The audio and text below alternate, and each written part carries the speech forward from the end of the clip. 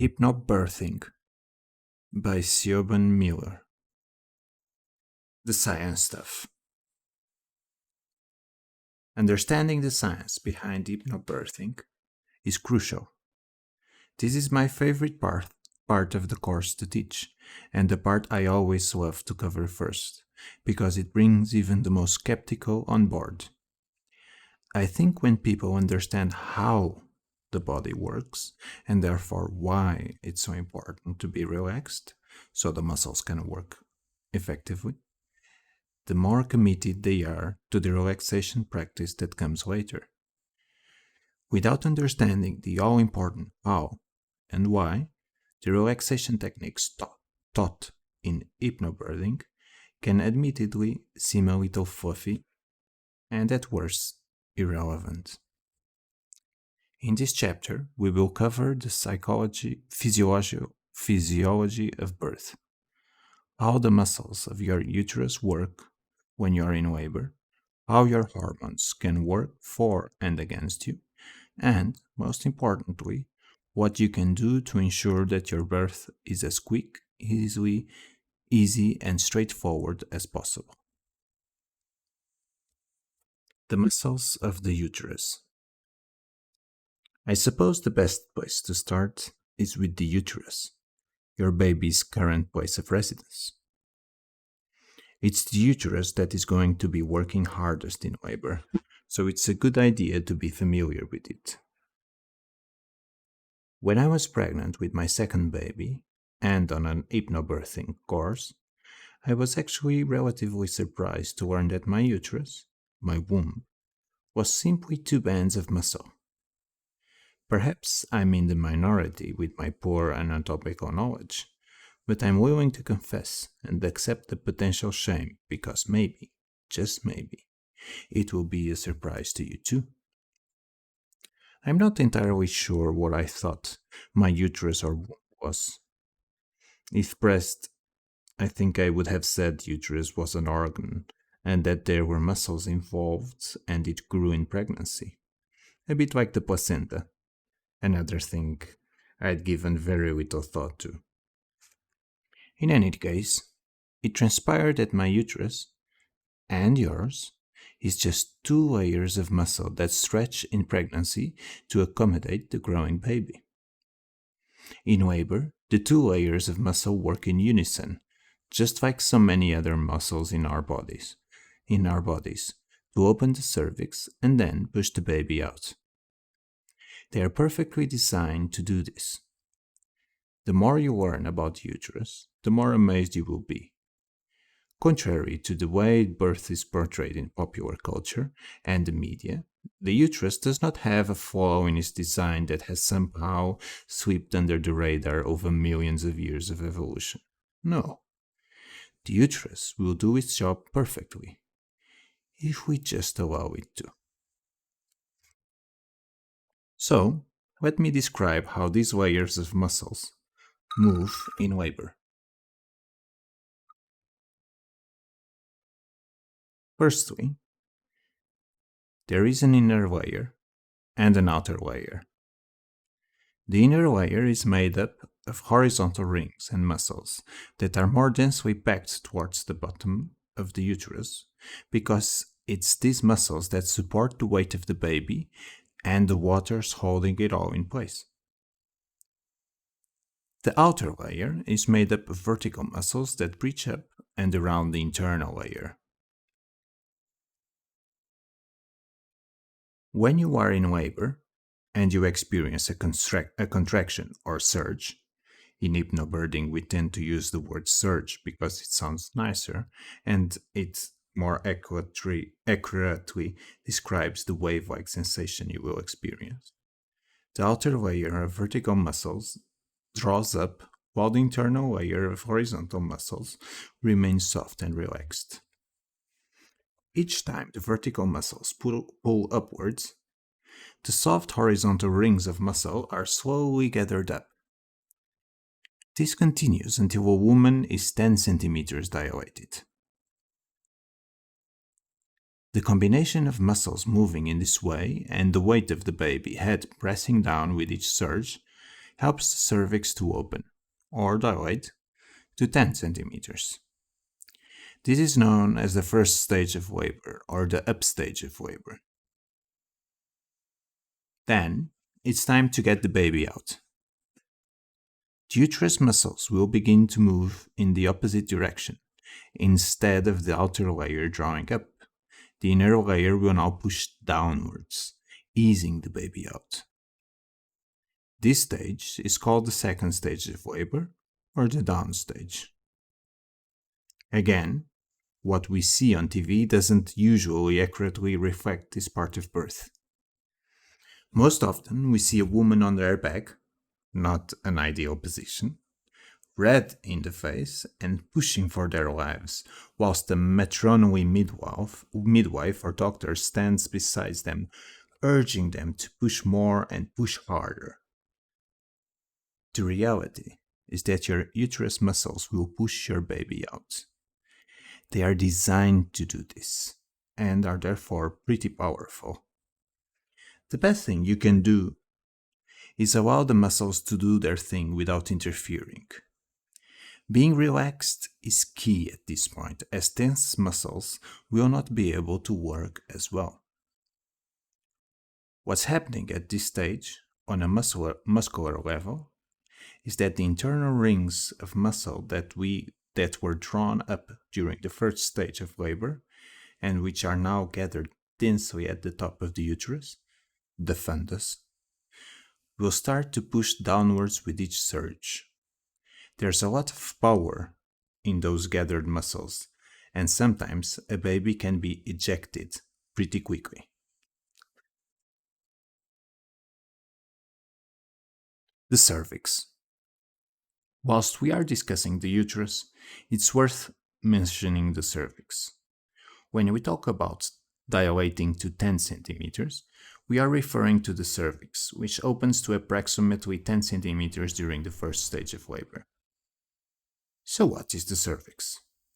The cervix is often called the neck of the womb. If you imagine a balloon, the cervix is the knot at the bottom that keeps all the air in. Towards the end of pregnancy, and then even more so during labor, the cervix undergoes some pretty dramatic changes. In early pregnancy, your cervix, if you were able to reach it, would feel firm like the end of your nose. I say if you could reach it because the cervix is usually posterior, pointing towards your bottom.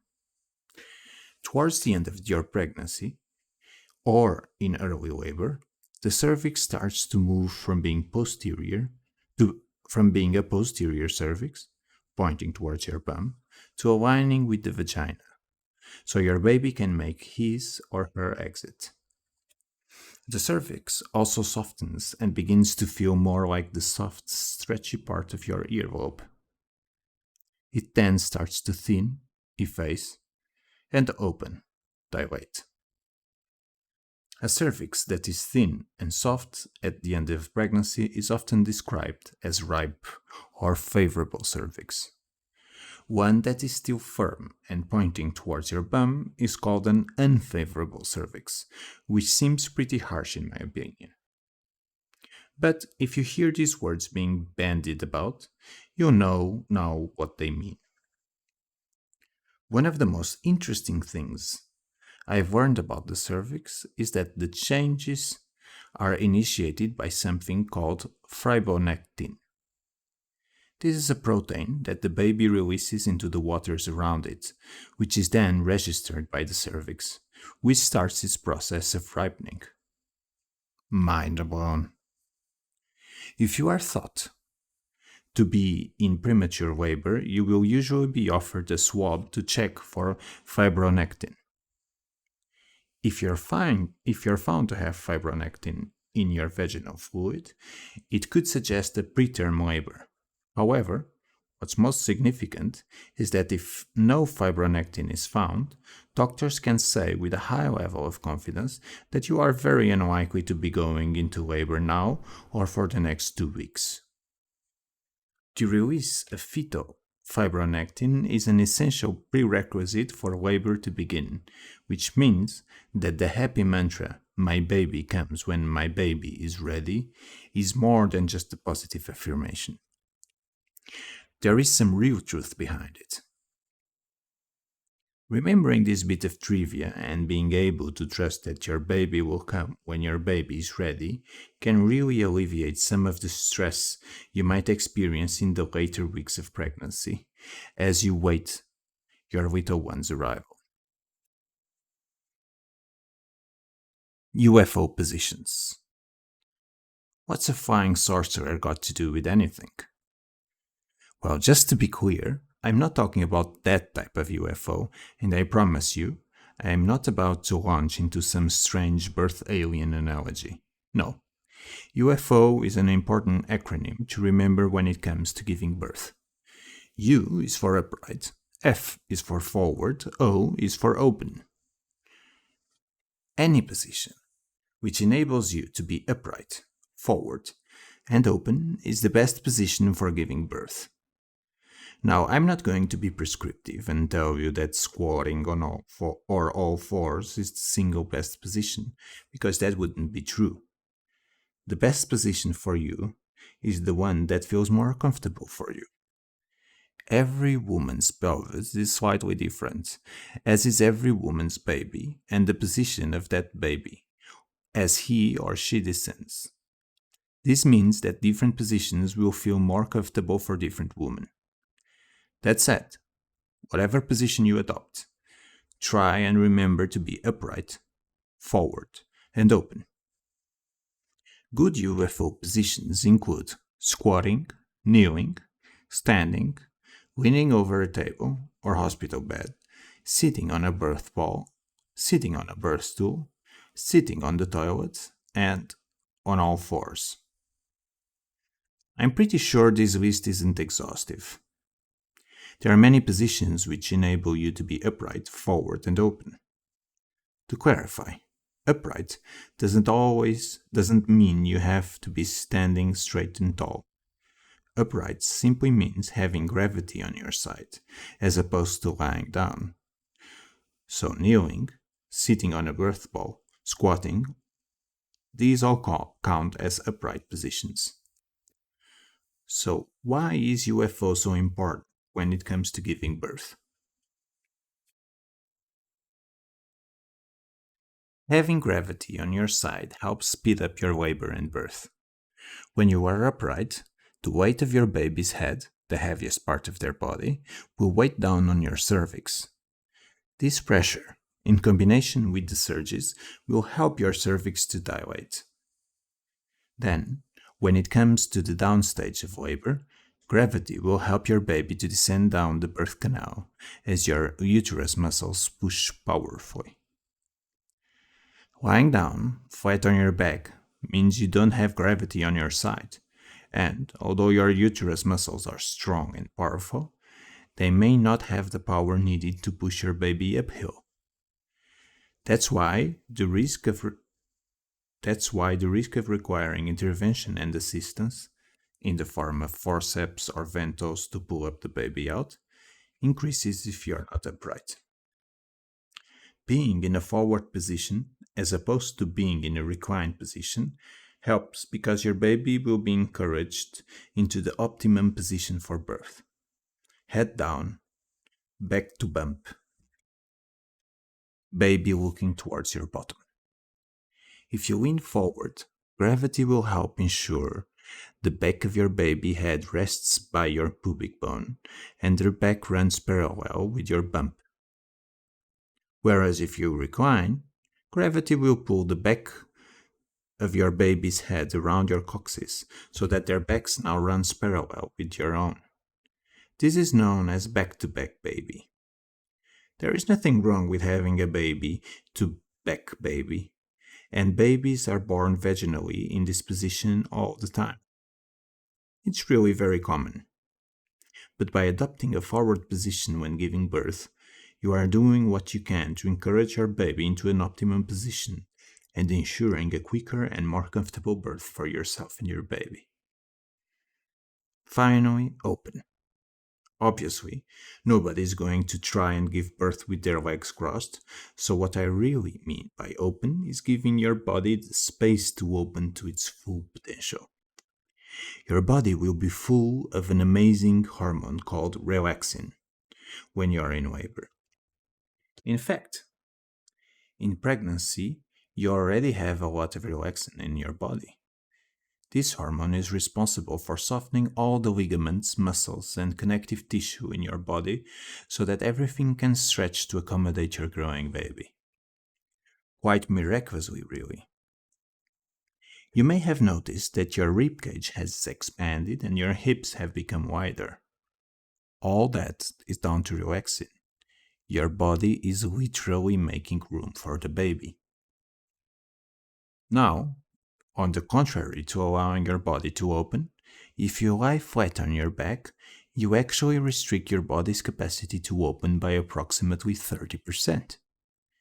Your coccyx cannot move and push through a mattress, so it remains in position, and your pelvis is unable to stretch and open as it would do if you were in your UFO position.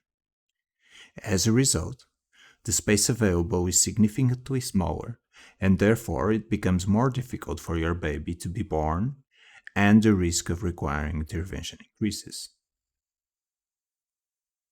Knowing all of this, it should come as no surprise that giving birth on your back statistically increases the risk of you experiencing a tear or requiring an episiotomy, where a small cut is made into your perineum in order to open the space. Slows down the descent of the baby and increases the likelihood, as I already mentioned, of you requiring assisted delivery, venous forceps. All in all, it's safe to say that being flat on your back is the single worst position for giving birth and the only one I would advocate you to avoid. However, as you probably know yourself, it's the position that seems most common. If you ever see someone give birth on TV, whether it's a film or a documentary or a drama, the woman is almost always flat on her back. Due to this conditioning by the media, it has become normalized and we have come to accept that this is what birth looks like. That this is a normal position. We desperately need to see more images of women birthing in UFO positions because the current portrayal of birth has damaging consequences. Women go into hospitals uninformed and voluntarily lie on beds without thinking. This has many implications for their labor and birth, much of which could be avoided. But now you've read this, you know. Assume a UFO position wherever you are, home, birth center, hospital, and it will make the biggest difference to your birth.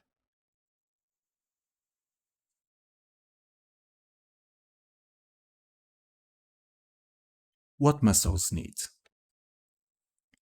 A lot of what you learn in hypnobirthing, when you actually think about it, is really quite logical and even common sense. Let's start by asking the question, what do muscles need to work? Not just the uterus, but all and any muscles in the body. What do your leg muscles need in order for you to be able to run fast? What do your arm muscles need for you to be able to lift weights? Muscles need three key things to be able to work effectively, and these are oxygen, blood, and water.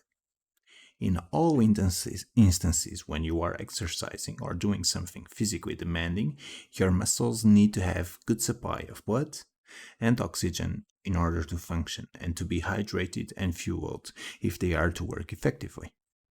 The same goes when you are in labor. Essentially, you are exercising as the uterus muscles will be working hard doing their amazing thing. So how can you ensure your uterus has a good supply of blood and oxygen and is well hydrated? Well, the last one you can tick off the list pretty easily. The answer is simple. Make sure you are having regular drinks throughout your labor. Having a birth partner who knows to offer you sips of water, coconut water, or even an energy drink between surges will ensure this happens. The blood and oxygen is slightly more tricky to control, but not impossible. The muscles really need oxygen to be able to work, and blood is what carries the oxygen to the muscles, making both pretty essential. You can ensure you are taking in lots of lovely oxygen by mastering a good breathing technique. The direction of the blood flow, however, is not under our direct control, so that's where things get a little more complex. To understand the impact a reduction in blood flow can have on a muscle, I want you to try this very short 1 minute exercise.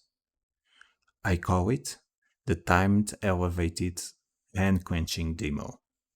Catchy, I know. What I want you to do is lift one arm straight up in the air above your head. Now, quickly clench and unclench your fist, stretching your fingers right out and then clenching your fist each time. This clenching and unclenching is representing the uterus muscles when they are surging. Now, I want you to do this for 1 minute. Within about 45 seconds, it will be noticeably harder to do, not to mention painful. You will be desperate to stop. What's happening is that gravity is preventing the blood from reaching the hand as easily as it would if your hand was resting by your side. Because the blood carries the oxygen, this means that not enough oxygen has been able to reach the hand for the muscles to work effectively. The reduction in blood and oxygen to the hand has dramatic effects, and very quickly. Your hand slows down and starts to hurt. Apply this analogy to your uterus muscles in labor. If the blood supply, and therefore the oxygen levels, are reduced, the muscles of the uterus will not be able to work as well. They will slow down and become less effective, making your labor longer. The lack of oxygen reaching the uterus muscles also means it will be more painful, just like it was with your hands. You will very quickly feel the difference. So it is possible to experience real pain in labor, just as you experienced pain in your hand. The good news is that it doesn't have to be like this.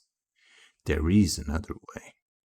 So long as your uterus has a good supply of blood and oxygen, the muscles will be able to work efficiently and comfortably, as they have been designed to. Labor can be powerful and exhausting, like an intense workout, but it doesn't have to be painful. Pain is usually a signal to your brain to let it know that something isn't quite right. It's an effective method of self-preservation. If you are running on an injury, you will experience pain in the area of the injury, and this lets you know that your body isn't ready, but needs time to heal. You then take heed and stop. Similarly, if you have a stone in your shoe, you will receive a message to your brain to say, "Hey, this hurts. You got to see to this now." And so you would stop and remove the stone before continuing on your way. It doesn't make sense that you would send the same message to your brain when in labor. If everything is unfolding as it is meant to, why would you get a message to say something isn't right here and needs to stop? It would be completely counterproductive. You don't want labor to stop. You don't want to carry your baby indefinitely. On the contrary, you want your baby to born.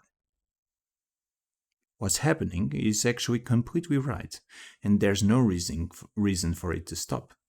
There's no reason for your brain to receive that pain alert. The reason a woman might experience pain in labor and receive that alert to her brain if her uterus muscles and baby don't have enough oxygen. Pain is the body's way of letting the brain know that something isn't right. The uterus muscles and the baby need oxygen pronto. Once the woman relaxes, The body and oxygen will be sent to the uterus where they are needed and everything will quickly feel more comfortable. The obvious question here is how can you ensure your blood and oxygen go to the right place in labor?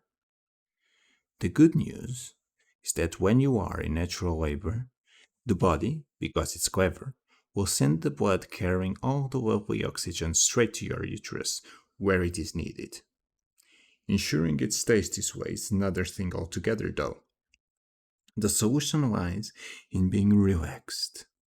And as your hormones play an important part in this, it's necessary to understand their role. The hormonal roller coaster. I'm not talking about pregnancy as a whole, although that too can be a hormonal emotional roller coaster, but rather specifically what happens in labor when it comes to your hormones.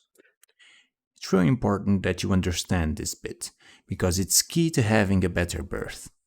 Luckily, it's quite simple to get grips with and very logical.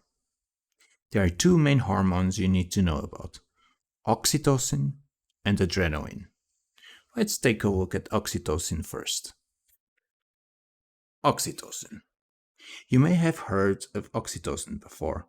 It's often dubbed the love hormone because you release it when you're in love and when you have sex. You know that giddy, happy, excited feeling you get when you fall in love? When it feels like all is good in the world? That's oxytocin. It's your happy hormone. You also release it when you laugh, when you cuddle, when you're intimate, when you're surrounded by friends and having a great time. Most significantly, you release it when you're relaxed and it makes you feel good. Remember this point because we are going to come back to it. It's an important one. Oxytocin is produced by the autonomic nervous system, so it's not something you can directly control. But what you can do is encourage the production of oxytocin by taking certain steps.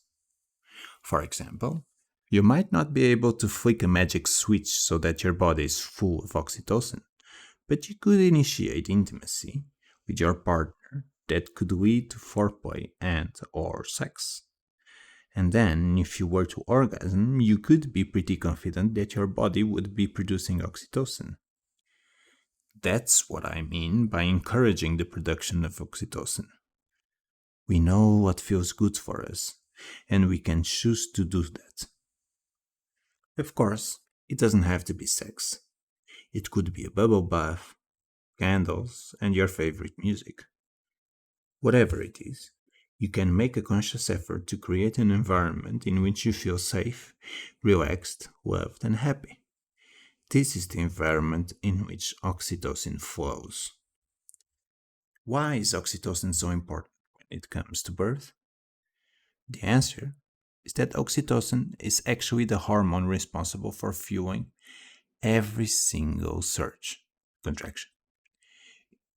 It's not a would be nice to have item that has the potential to make labor more comfortable. It's an essential ingredient required for labor to get going in the first place.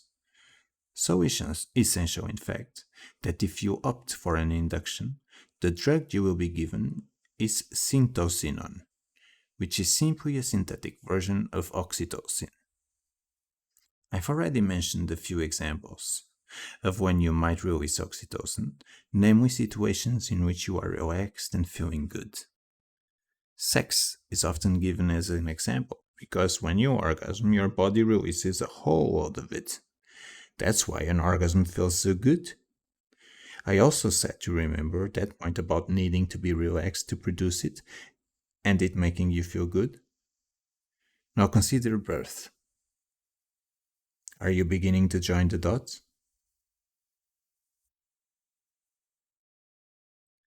Mind blowing.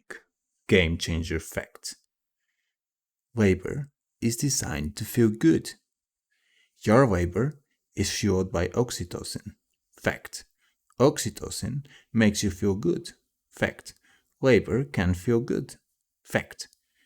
You release oxytocin when you feel happy, relaxed, and safe, which is exactly how you need to feel in birth too. Once you understand the role of oxytocin, you understand why relaxation is key to making birth a lot easier. All of the relaxation techniques we teach in hypnobirthing are motivated by this simple fact. We need oxytocin to fuel our surges, and we need to be relaxed in order to produce oxytocin. Hence, we need to learn how to properly relax in pregnancy so that we can access this feeling and state of being when it comes to birth.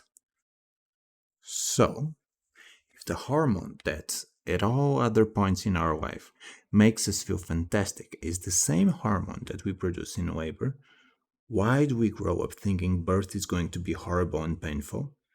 Something we need to get through, a necessary evil, a trauma even.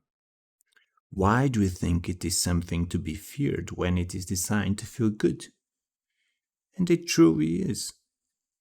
At the moment of birth, your body will have the highest level of oxytocin in it, more than any orgasm previously experienced, and you will feel bloody amazing. Birth, when you are relaxed and everything is going well, can feel good, intense, like a workout, but good. Oxytocin ensures that the uterus surges and also signals to your body that you are relaxed and all is well, so that the blood carrying the oxygen is direct to the uterus muscles and the baby where it is needed. Labor then progresses quickly and efficiently, and although it can be hard going at times and exhausting, you will feel good and strong. Soon you will be holding your baby in your arms and feeling like a superwoman. That is how birth is designed to happen. Now, for the second hormone you need to know about. Adrenaline. I'm pretty sure you will have heard of this one, but let's look at it more closely. Adrenaline. Adrenaline is the hormone your body releases when it perceives some sort of threat. The threat doesn't even have to be real. A perceived threat is enough to trigger the release of adrenaline. The body takes no chances. It could be that you had a near miss in the car or even a full blown near death experience, but equally, you might just be watching something scary on TV and are beginning to tense up, breathing more heavily as your heart beats that bit quicker. You bet that any minute now the killer is going to jump out on the main protagonist. Even if you know it's just TV, your body still goes through the same motions. Like oxytocin, adrenaline is produced by the automatic nervous system, so it's something that happens instinctively and not something you can directly control. That's the bad news. The good news is that, just like with oxytocin, you can take steps to discourage, rather than encourage, the production of adrenaline, and also take steps to lessen the impact if you do produce it. It all comes back to mastering the relaxation techniques that are commonly associated with hypnobirthing. If you were to plot adrenaline and oxytocin on some sort of hormonal spectrum, they would sit at opposite ends. Whereas oxytocin is all about happiness and relaxation and feeling good, adrenaline is all about panic, fear, and the grisly fight for survival. Basically, as far away from feeling relaxed as possible. So when you release adrenaline, what happens? Your heart rate speeds up and you experience that heart pounding sensation. The heart is working extra hard and super fast to pump the blood around your body. It's being pumped somewhere specific, and the clue is in the phrase used to describe this mode you're in: fight or flight. Your heart is pumping your blood as fast as it can to your arms and legs so that you can fight if need be, or run, take flight, from the threat. It's the body life saving mechanism, and in many situations, it can actually be life saving if there is a need to be super strong or super fast. However, when giving birth, it's not terribly helpful. In fact, I'd go as far as saying it's terribly unhelpful. The blood, which is full of lovely and very vital oxygen, is being redirected away from the uterus and sent to the arms and legs. Now your limbs might at this point become super strong, fully charged with copious amounts of oxygen. But it's not these you need to birth a baby. Your uterus, which is still trying to do its job, is now being deprived of the oxygen it requires to be able to work at full capacity and is beginning to struggle and swell. If you recall the exercise we did earlier with the fist clenching, that same thing is now happening with your uterus muscles. The blood supply and oxygen levels have been reduced, and now the uterus muscles are feeling the effects. Just like when your hand was elevating in the air, the muscles of the uterus will become more painful and slow down, making each surge less effective. This means that your labor will be longer. As progress, dilation will slow. Another helpful but relatively obvious when we think about it thing that happens when adrenaline is released is that it inhibits the production of oxytocin. It's not possible to simultaneously feel relaxed and happy and fearful and panicked. Imagine for a moment that you're at home, lying on the sofa watching something funny on TV, and then suddenly you hear a loud crash upstairs. What happens? You don't slowly transition from feeling relaxed to becoming alarmed. It's instantaneous. You are immediately on high alert, your heart pounding and your flooded with adrenaline. Moving from one state to another can happen incredibly quick, and anything can set us off. It doesn't even have to be a trigger as explicit as a loud crash. It could be an evocative smell that reminds you of a time when you felt scared or distressed. It could be a snippet of conversation you overhear between a midwife and a doctor about another patient. It could be recalling something you saw on the news or read about, or a dramatic birth story that someone once told you. Any of these things could trigger the release of adrenaline, which then immediately inhibits your oxytocin, your feel good factor. A reduction in oxytocin will result in your surges becoming less effective, since oxytocin is fueling them, and dilation will slow down, again making your labor longer and increasing the risk of need for intervention. You can now understand why some women might experience long labors, describing it as a very painful and not reflecting very fondly on their birth experience. The more adrenaline you have in your body throughout feeling frightened, the longer and more painful your labor will be. You're a lot more likely to require intervention to help speed things up and pain relief to cope. Your baby is also more likely to experience distress as he or she tries to due to the longer labor and also due to the reduction in blood flow and oxygen. Your body is a clever thing, and it will always prioritize saving your life over your baby's. Your uterus might be doing wonderful and miraculous things in growing a new life, but the uterus cannot save your life.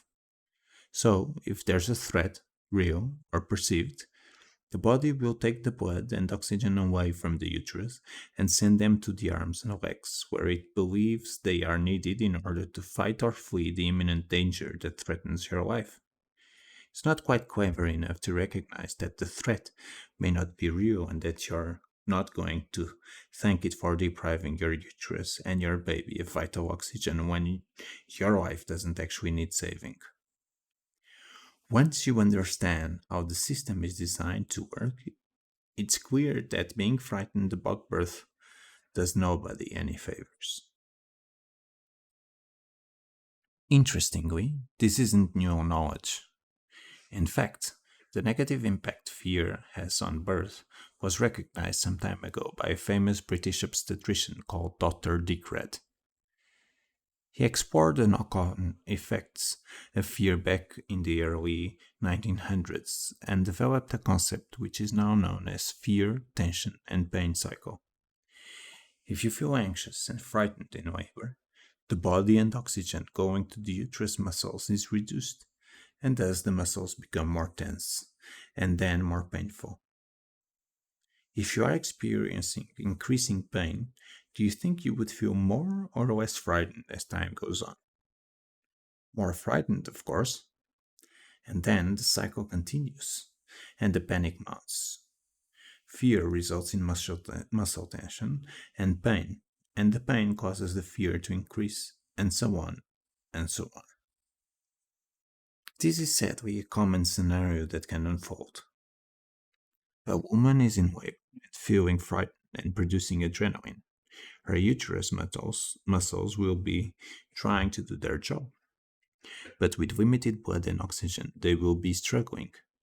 She, in turn, will be experiencing increasing amounts of pain. She will start panicking. She will probably be examined and told that she has not progressed because the uterus muscles weren't able to work effectively. The pain is getting worse, but there is still no progress. So she will feel more panicked, not knowing how much longer she can take it. Her baby is likely to start showing signs of distress, which in turn is likely to increase her panic and pain. And now she's calling for pain relief, and it's too much to handle. Now there are doctors in the room. They are talking about pain relief and how to speed things up as her baby isn't coping well with the labor and she's not progressing. She has a few options. She could be hooked up to a drip to speed things up using artificial oxytocin, and then perhaps an instrumental delivery. Or she could have a cesarean section. It's scary, but also understandable how things can unfold this way, and how quickly a pathway in giving birth can change once a woman is producing adrenaline. You are probably nodding along right now, because perhaps you have experienced the above in your own previous labor or heard stories from friends and family. The above is hopefully helping you make a sense of what you have been told. It all stems from feeling fearful about birth, which is very, very sad. But with focused effort and commitment, fear can be overcome. I'm not saying intervention is entirely avoidable, because there are variables in pregnancy and birth that no amount of relaxation can negate. But the feelings of fear and ensuing panic are. Being calm will put you in the best position to navigate your birth, however it pans out. It is true in every single case. The more relaxed you are, the better your birth will be. Fear, tension, pain. When it comes to the initial fear that sets in this cycle off, it could be a fear about labor and birth, a fear of pain, or a fear of being in hospital, all with feelings of anxiety, stress, and panic production, and the production of adrenaline. The woman then starts to experience pain because the muscles send a message to the brain to say something is wrong and needs to stop. It's not the labor that's wrong, and it certainly doesn't need to stop. The thing that's wrong is that the uterus muscles don't have enough oxygen to work properly. That's why it feels painful. That's why the woman's brain is receiving a warning alert and she feels pain. The more painful it becomes, the more the woman starts to panic, thus producing more adrenaline and so enabling this negative cycle to continue. But do not worry. We are going to break the cycle. We are going to do this by removing the fear and equipping you with practical tools that you can use to remain calm and relaxed throughout birth. If you are calm in your mind and relaxed in your body, you won't produce adrenaline, and therefore you won't experience increasing amounts of pain. In fact, quite the opposite. Your labor will be more efficient, quick, and comfortable. Even if you have a little wobble in labor, the good news is that adrenaline leaves the body quickly. So as long as you keep producing it, as you don't keep producing it, it's possible to move back into a calm and relaxed state, enabling the oxytocin to flow once more. The techniques you will learn in this book will help you do just this. So if you do have a slight panic, don't worry. It's not game over. It's never game over.